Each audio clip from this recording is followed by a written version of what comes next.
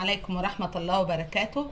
معاكم أسرار ست البيت. النهاردة إن شاء الله هنعمل فطار حلو خالص. تتبيلة لحمة هناخد منها شوربة وهناخد منها صوص، هتبقى حلوة خالص معانا، وحتة لحمة طرية وناعمة. هنبتدي تتبيل اللحمة قبل ما نسلقها. معايا هنا بصلة مبشورة ومعايا طماطمايه مبشوره. التتبيله دي هنخلوها حوالي ساعه كده او نص ساعه في اللحمه بتاعتنا حلوه خالص اهي زي ما انتم شايفينها. ولازم تجيبوا وراها ايه ملبسه بالدهنه كده، ومعاها حته دهنه كده اهو عشان تخلي الشوربه بتاعتك حلوه خالص، لان هنعمل منها جلجاس وهنعمل منها باميه، ولازم الشوربه بتاعتنا تبقى دسمه وحلوه. دلوقتي نتبل اللحمه بالطماطمايه المبشوره. عايزه تضربي البصلايه والطماطمايه في الكبه اضربيها، بس انا ايه بشرتهم كده بالشكل ده اهي. طماطمايه وبصلايه، حط عليها شويه ملح، ما مكترش الملح عشان الملح هيوقف عمليه السوا. هحط فلفل اسود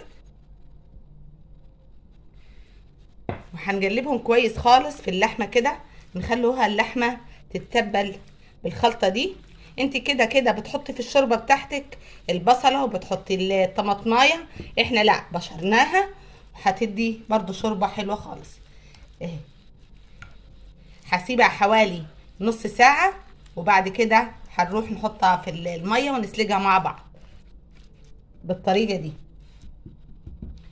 احطيها بورق استريتش واحطها في التلاجة حوالي ساعه وبعد كده نسلقها مع بعض.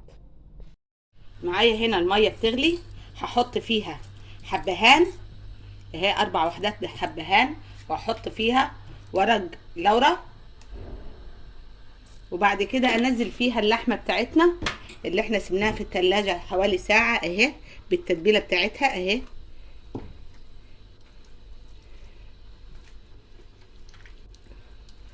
بالطريقه دي هتديكي احلى شوربه اهي.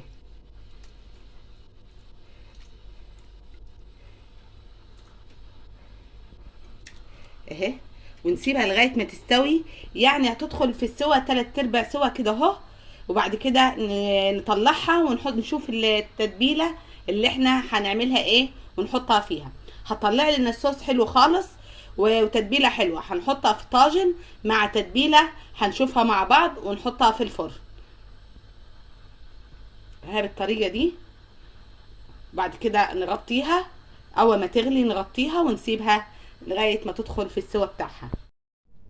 اللحمه دلوقتي استوت 3/4 سوا، يعني ما استوتش جامد عشان نسويها في الصوص اللي انا هعمله لكم دلوقتي ونحطوه في الطاجن.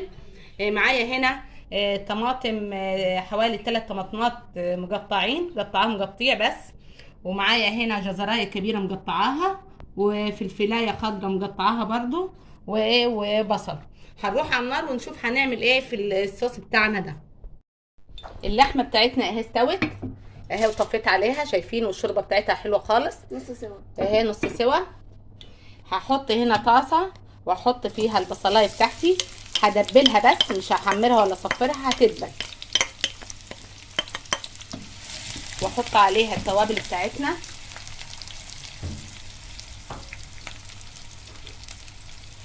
هحط فلفل اسود،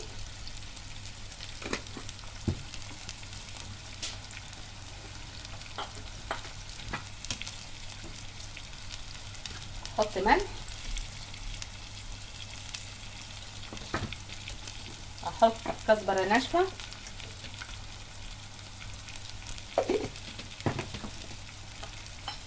هحط حبهان مطحون، ورق اللورا مطحون. ادي الحبهان وادي ورق اللورا، اقلبهم بالطريقه دي.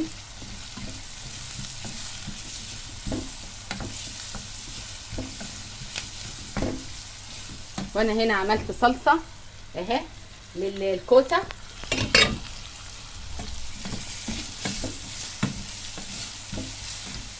هنعمل مع بعض الجلجاس اللي احنا خزرناه مع بعض، لان الجلجاس بيبقى عايز شوربه دسمه، عايزه شوربه لحمه او شوربه فراخ دسمه زي الفراخ البلدي كده.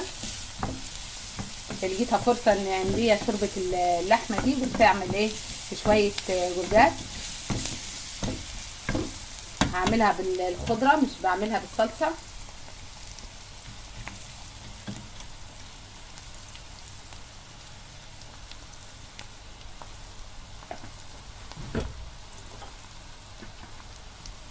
هحط هنا الجزر والفلفل.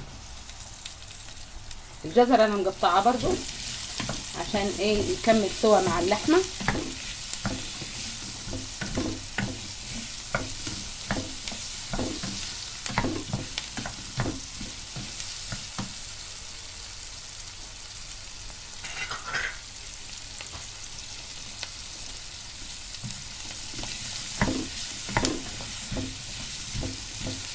انا حاطه الطاجن في الفرن يسخن،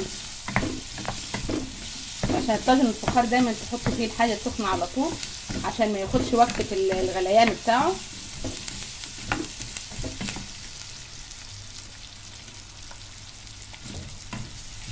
هحط الطماطم.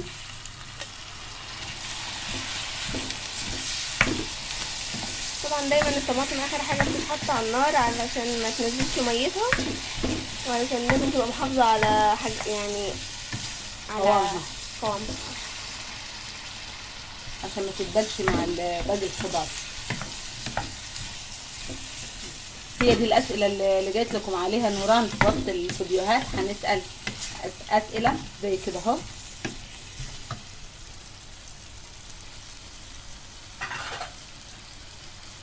هحط حوالي معلقه صلصه.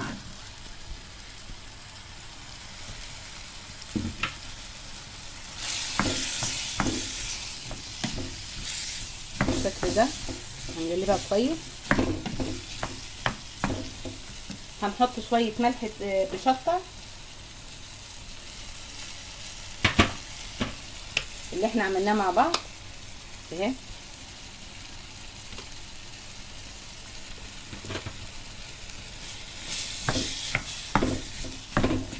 بعد كده هنزودها بشويه شوربه من الشوربه بتاعتنا.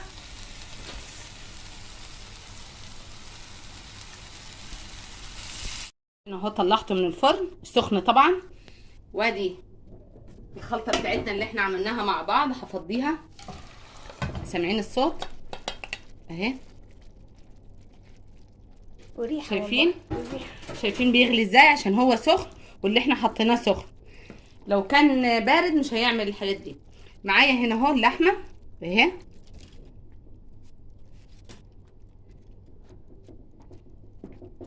احطها كده اهو، احط عليها ملح بفلفل اسود.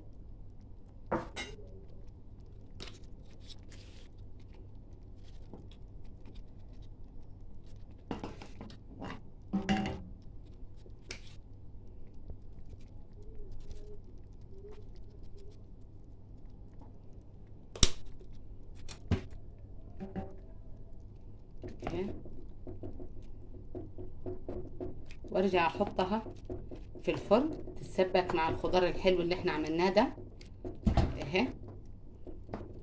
بعد كده نشوف هنعمل ايه تاني مع بعض اهو بالشكل ده، واحطه في الفرن. يعني انا حطيت الكوسه اهو على الصلصه اللي انا عملتها اهي وسايباها تستوي، وحطيت شوربه هنا اهو عشان اعمل فيها القلقاس اللي انا مخزناه معاكم اهو. جبته على طول من الفريزر وهحطه على طول اهو اهو بالطريقه دي.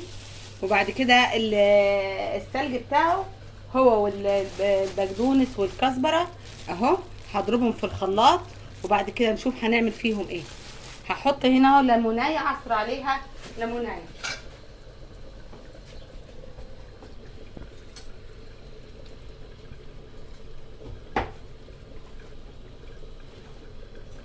اهو.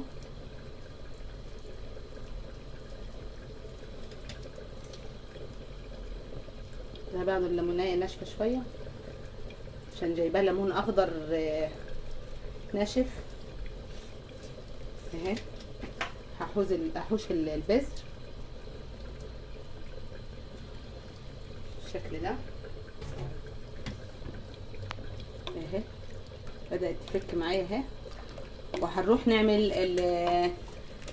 الخلطة بتاعته، السلق والبقدونس والكزبرة مع بعض. اللينك بتاع تخزين القلقاس هنسيبه في الديسكريبشن. هنا الخلاط هحط شوية التلج بتوعي برضو اللي انا مخزناهم كنت مع الجلجاس اهو، وهحط شوية كزبرة من اللي انا برضو مفرزاه اهو. هاخد شوية واشيل الكيس على طول في الفريزر زي ما هو اهي. دي كزبرة، وبرضو هاخد شوية من البقدونس برضو اللي انا مفرزاه اهو. التفريزات دي بتنفع خالص وتريحك في رمضان. وديكم شايفين ان الاسعار زادت خالص، الحاجات دي كنت جايباها رخيصه طبعا، دلوقتي زادت خالص. وهحط عليهم شويه ميه واضربهم. عايزه تحط شوربه حطي،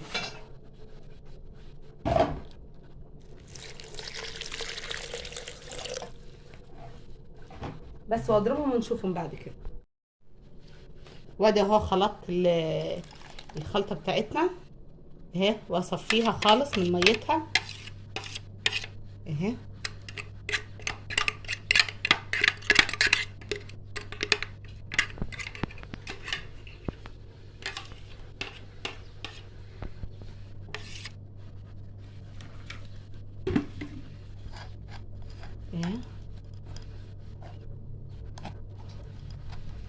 لما يبتدي يستوي الجلجاس بتاعنا هحط الميه دي على الجلجاس، ونعمل الخلطه بتاعتنا دي مع شويه التوم، هتبقى ريحتها والطعم هيبقى حلو خالص. يعني التفل ده اللي انت بتصفيه هو اللي هيتحط مع التوم؟ الميه دي هي اللي تتحط فوق هي القلقاس؟ تعتبر هي دي الطشه بتاعتها. بالثلج والبقدونس والكزبره مع بعض. هما لازم يتضربوا في الخلاط مع بعض؟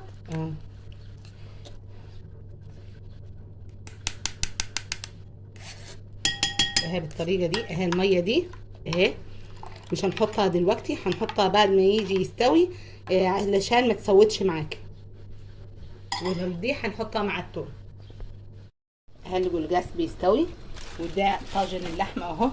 الطعم والريحه حلوه خالص اهو، طعمه هيبقى خطير معاكم. انا عملته قبل كده وعجب الاولاد، على كده ما الاولاد ما بيحبوش اللحمه في الصلصه. شايفين اللحمه دايبه ازاي اهي، مستويه خالص اهي، شايفينها اهي. والخلطه دي بتبقى حلوه خالص معاها اهي. انا كنت مغطياها بالورق الالومنيوم دي، وبعد كده شلتها وعطيتها وش، وبعد كده غطيته تاني عشان ما يبردش. وادي الجلجاس اهو معانا لسه ما استواش اهو اهو.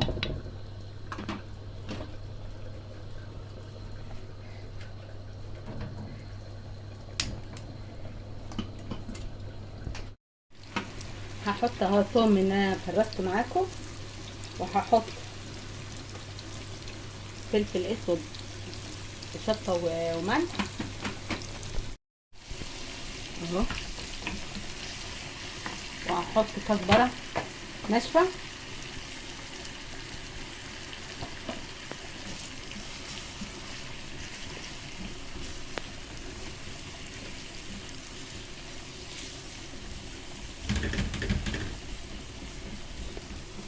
اول ما تيجي تدخل في اللون الذهبي نحط عليها الخلطه بتاعتنا اهي بالطريقه دي. بعد كده نحط الخلطه بتاعتنا اللي احنا صفيناها. حطيت الخلطه بتاعتي اهي اهي،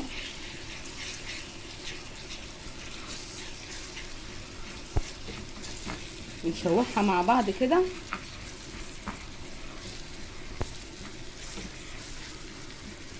معلش لو الاضاءه ضلمت، بس عشان ايه الفلاش قفل عشان الحراره. هحط هنا اهو الجلجاس اهو استوى، هحط عليه على طول الميه اللي احنا صفيناها بتاعه السلق والبقدونس والكزبره اهو. ما تغطيش الحله، عشان لو غطيت الحله هيسود منك بالطريقه دي.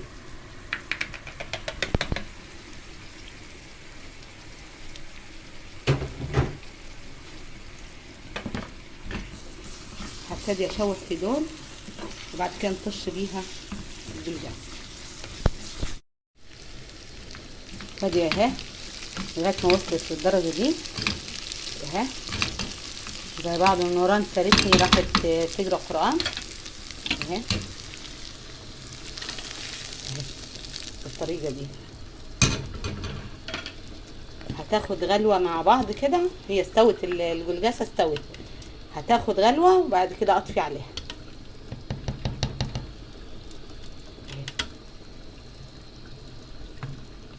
بالطريقه دي. هعمل الحلو النهارده، هعمل صينيه كيكه الجلاش. معايا هنا جلاش مقطعاه بالشكل ده اهو. كان كل ما يفيض مني شويه جلاش مقطعين احطهم في كيس في الفريزر لغايه ما كونت حوالي صينيه كده، وهعملها كيكه الجلاش. معايا هنا اهو كوبايه سكر، بس نحط البيض الاول 4 بيضات،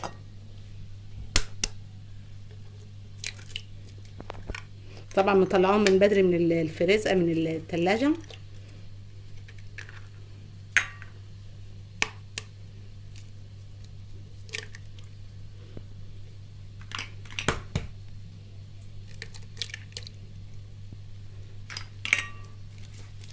واحط الفانيليا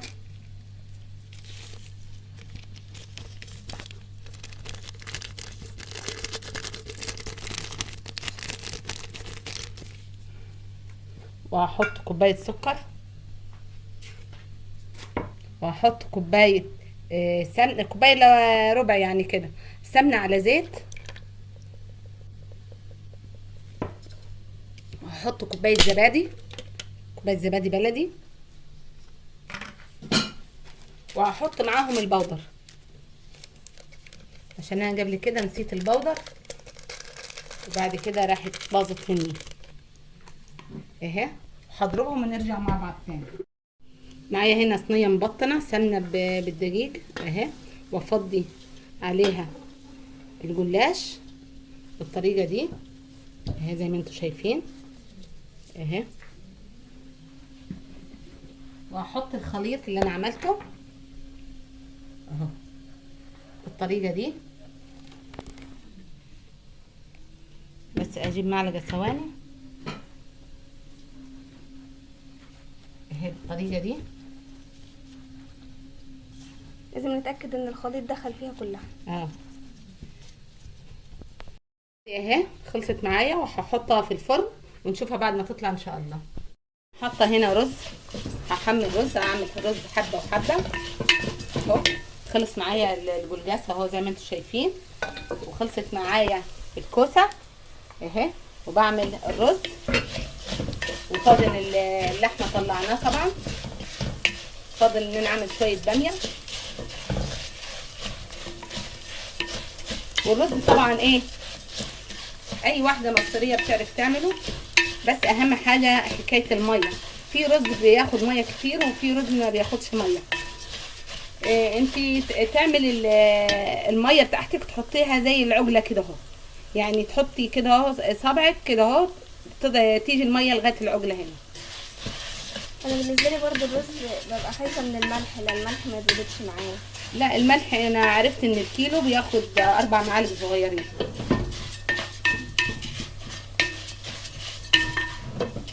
عايزه تحط عليهم شويه شعريه وانت بتحمريه، بس بعد ما يصفر الرز تحط الشعريه وتكمليه تحمير معاه اهو بالطريقه دي. هكمل الرز ونشوفه بعد ما يستوي ان شاء الله.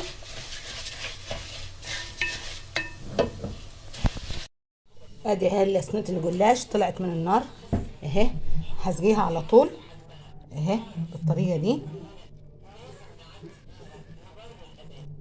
وبعد ما تبرد ان شاء الله هقطعها.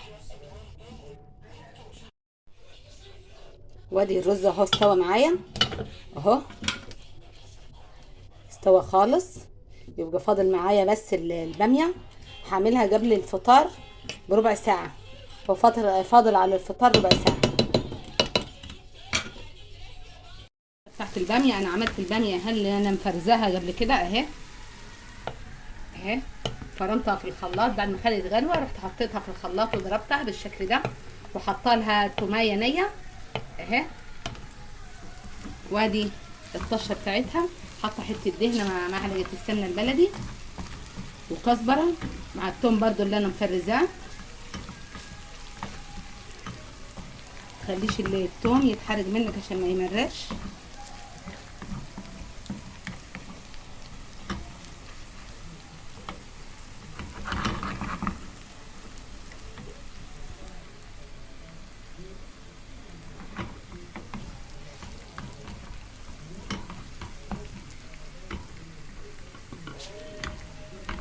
هطشها دلوقتي اهي، بقت لونها ذهبي وحلو اهي.